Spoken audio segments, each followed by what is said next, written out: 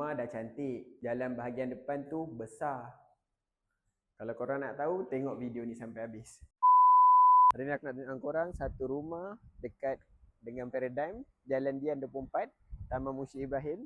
Kawasan ni Jalan Mati.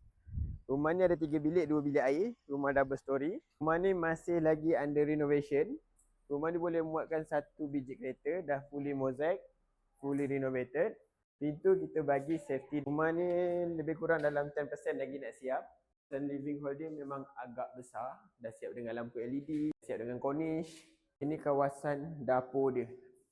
Sini korang bolehlah letak tempat dining area. Tabletop dia memang agak panjang, L-shape. Ini kawasan laundry area dia. Untuk bahagian belakang ni ada space tanah sikit untuk korang bercucuk tanam. Ini bilik air bahagian bawah pun belum siap sepenuhnya. Jom kita pergi pada bahagian atas. Untuk tangga ni dah siap dengan SPC floor. Tapi bahagian atas ni semua fully mosaic. Ini bilik pertama. Kat atas, katil queen pun tak ada masalah dekat sini So ada lorong kecil dekat sini. Akan jumpa toilet dulu. Toilet pun under renovation juga. Ini bilik nombor 2. Hadap ke belakang.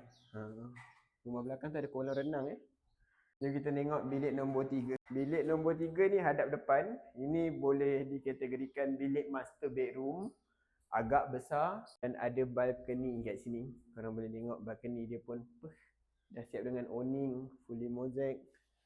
Cantik hadap depan. Untuk rumah yang kawasan strategik macam ni dan cantik, rumah ni berharga cuma RM460,000 sahaja. Kalau korang berminat, boleh roja-roja.